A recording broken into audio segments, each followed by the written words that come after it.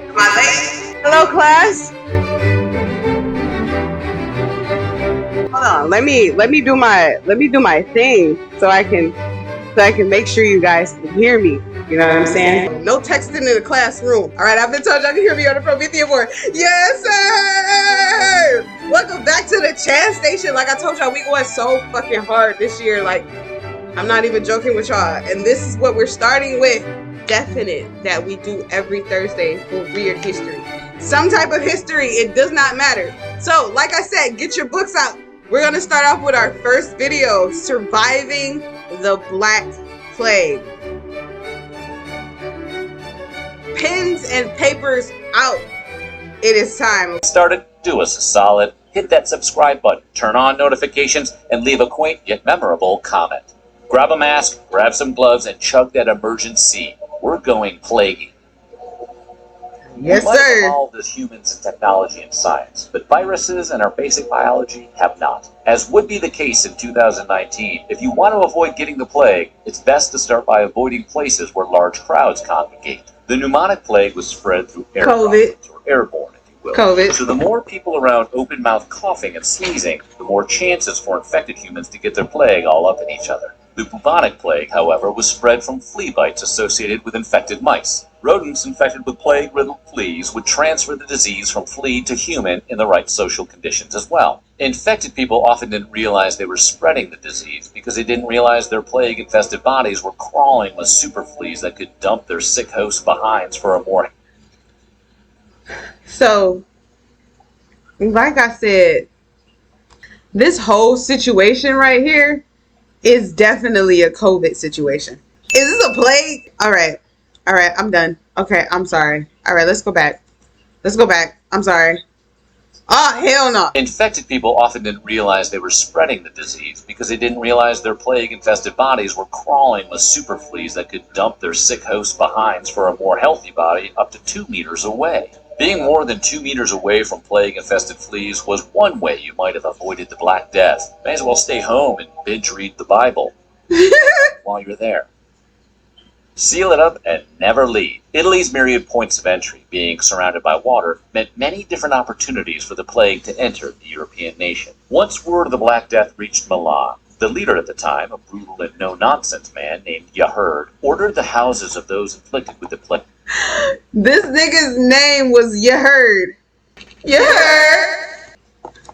Plague to be boarded up, locking in any occupants inside and preventing their sick hands from touching a thing outside of their doors. And while this approach was extreme and brutal, dooming otherwise healthy members of the victims' families trapped inside a diseased coffin, the city of Milan ended the Black Death with only a 15% mortality rate, by far the lowest of any major Italian city. They did have to make some sacrifices in both innocent lives and social activities, such as rummaging through the remains of the recently deceased. Italy may be known for its yummy lasagna, but man, did one Florentine writer paint a real delicious picture of what the streets of Florence were like during this time. Mass burial sites were layered with victims and dirt, akin to one making lasagna with layers of pasta and cheese. Exposure. I don't know if he just said that the layer. So listen, trick question on a quiz, y'all. How did the name lasagna come about? How did the name lasagna come about? I know good goddamn well they ain't. This is how then. All right, I'm y'all teacher. I'm the teacher. To the plague, even from the deceased, could soon turn you into an ingredient of this nightmare lasagna. So loved ones often would abandon their dead into the streets without burial. Game of Thrones wasn't around to teach the people of the 1300s to always burn the dead. As the body count was rising, so did the amount of bodies decaying in the streets. A group emerged called the Bikini, not related to the bathing suit. They were men of lower social stature, themselves inflicted with the plague, to remove the deceased from the cities. Unfortunately, some did eventually also turn to robbery and murder, but nobody else was going to go near a pile of highly infectious corpses, so Italy just sort of had to deal with it. The bikini helped keep the streets clear, while rich people were able to gather their diamonds and fur and get the hell out of these plague-riddled streets. Though they didn't think to burn the bodies, they did consider the magical healing power of fire. One notable survivor of the plague was Pope Clement IV, despite the fact that a whopping one-third of the cardinals in Avignon, where the Pope lived, succumbed to the disease. Doctors had advised Pope Clement to sit in a ring of fire in order to avoid contracting the disease. You can't tell me that you gonna make me or convince me to sit in a ring of fire. Hey, bro. Hey, bro, I know how to help you, bro. Hey, bro, just sit right here, bro. What you doing? I'm just putting this alcohol around you, bro. Let me put you in this. Let me put you in this ring of fire. You know what I'm saying? Let me heal you. You know what I mean? Like this. You're not gonna tell me that you're gonna make me sit in the ring of fire, bro. Heck, you know that. This is very interesting because this is literally the way they felt that they should do things back then. Mind you, they weren't clean. So we'll get into that in the next video. We're going to keep it going. It worked. He was never infected. Rats What? a ring of fire around an otherwise healthy body and said, "No thanks, man," and kept scurrying around for more convenient, less flammable targets with fewer obstacles. And human beings, too, tend to avoid walking into Sit down over there. Y'all sit down. Pope. In 1666, the Devil's Year, the Great Fire of London decimated the city, but it also killed off a large population of rats and fleas who were conduits of the Bubonic Plague. I don't know if y'all know how definitely relevant this is to a plague tale.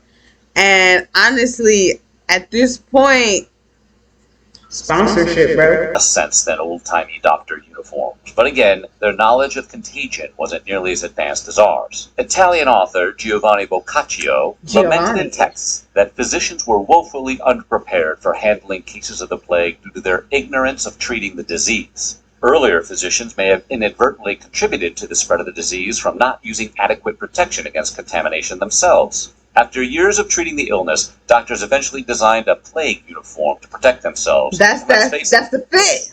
That's the fit, y'all. First worn by trend-setting Dr. Charles Delorme in France, this late-century stunner included a long overcoat, hat, and a pointed mask that, yes, made him look like a bird. The beak of this mask worn by adult men was believed to have provided protection from infection because it was filled with pleasant-smelling items like rose petals and mint. Doctors believed the foul air, called miasma, spread disease. So naturally, to counteract this, one would just surround them. Isn't miasma like a trick question for the class? Because obviously I'm the teacher, so I know what it is. But isn't miasma like a fog? Themselves with pleasant smells. With his getup, the leather outfits prevented flea bites. That or the fleas were justifiably terrified of human-sized birds. Staying alive during the Black Death epidemic. I know good and well. You can easily train yourself to listen faster. If you are able to listen fast, you can consume more. This looks like a scam! It allows you to learn from the best. That could be a real bummer. But in order to stay alive, it wasn't a good idea to spend your time with the flagellants. Flagellants, for those who don't know, is a person who subjects themselves or others to flogging, either as a religious discipline or for sexual gratification. There were religious zealots who would whip you to spend your time with the leather outfits prevented flea bites. That or the fleas were justifiably terrified of human-sized birds. Staying alive during the Black Death epidemic could be a real bummer, but in order to stay alive, it wasn't a good idea to spend your time with the flagellants. Flagellants, for those who don't know, is a person who subjects themselves or others to flogging, either as a religious discipline or for sexual gratification. They were religious zealots who would whip the ever-loving sin right out of you, and man, was the Black Death their time to shine. Since many Europeans believed God sent the plague as a punishment for their sins, they would seek atonement for these sins by publicly whipping themselves. Despite being properly shamed in the public square, you would not be immune from contracting the plague. In fact, flagellants exacerbated the problem because they were well-traveled and spread the disease wherever they'd land. Which is probably not good, because in order to survive the plague, You should probably think of this as the equivalent of putting a bubble around your city and denying interest.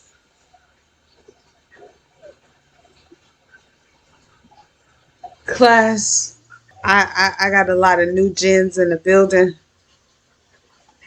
The fuck is flogging? What is that? Flogging? I mean, I'm a teacher. I know what it is. But sexual?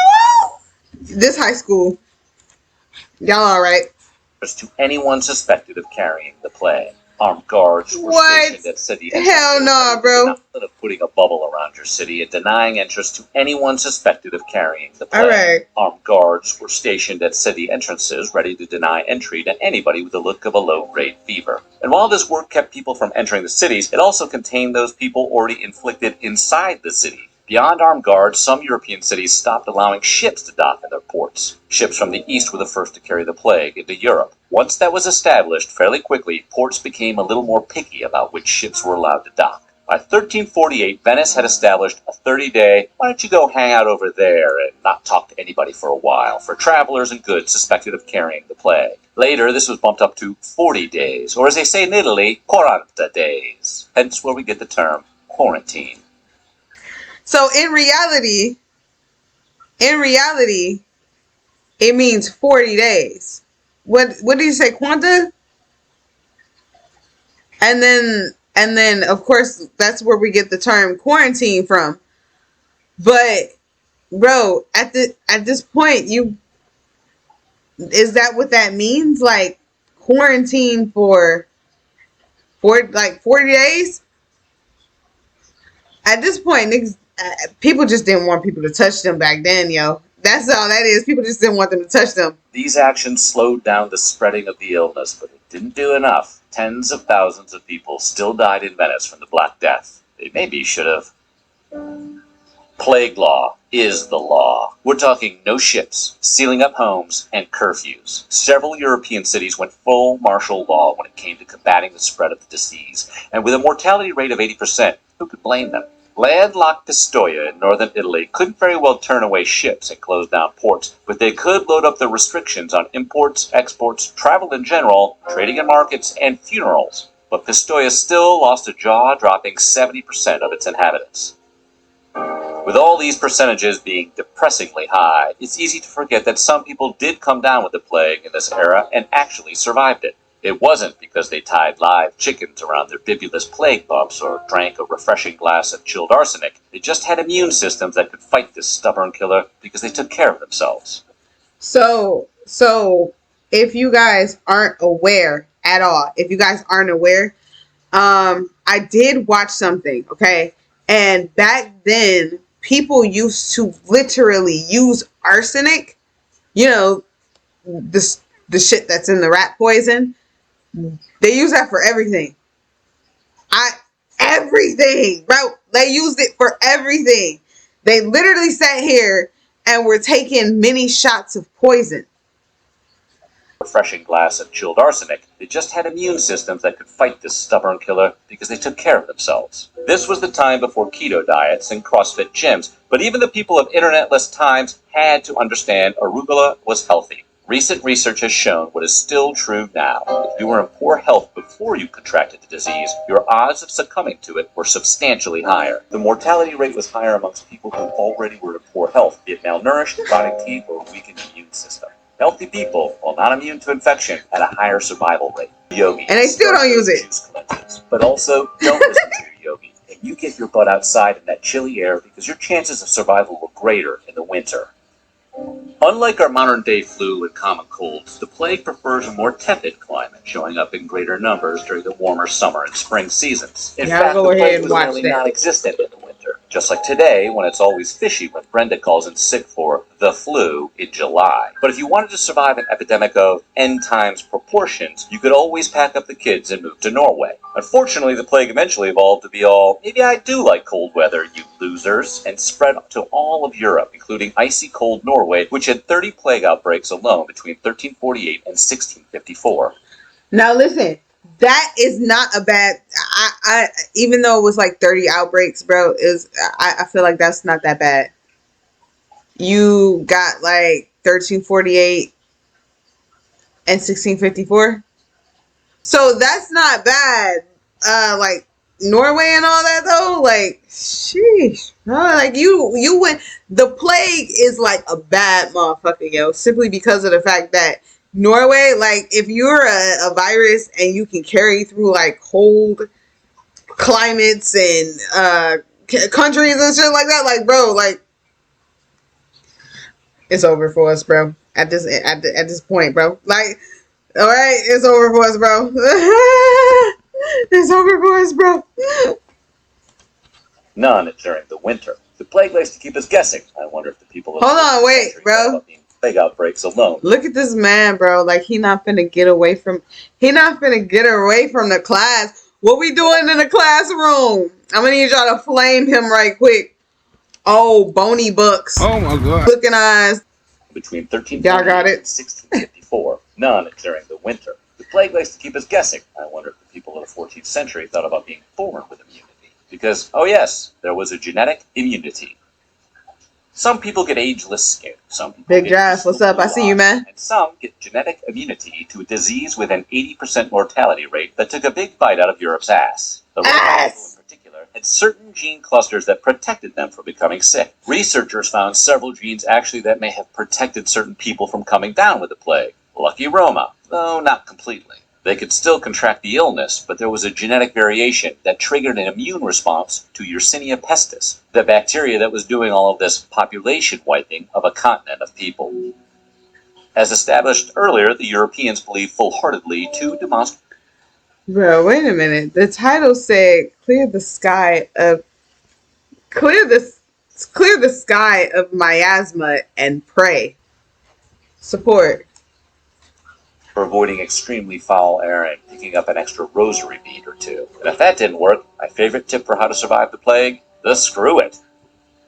Our old pal Boccaccio noted some of the Florentines that vowed to carouse and make merry and go out singing and frolicking and satisfy the appetite in everything possible. Europe was being completely decimated by this painful, ill-understood disease that seemed to take down 1 in 3 people. And thousands upon thousands did everything we've laid out here today to avoid the plague, and they still got it. So some Europeans wised up and said, then I'm going to the bar. They danced, they drank, they ate, they lived their dang lives because they knew more than anybody that this bacteria was probably, ultimately, sadly, unavoidable. And what was the life expectancy in 1400 anyway? 30? So they said, screw it. You know what? They died just as often. Imagine that, bro. To them, 30 was max. Like 28, 29. Like you knew those was your last years of life. That's actually kind of wild, and I definitely appreciate what we got today because sheesh. For those that only drank in moderation. Cheers to you, 1300 Europe. You walked so we could run.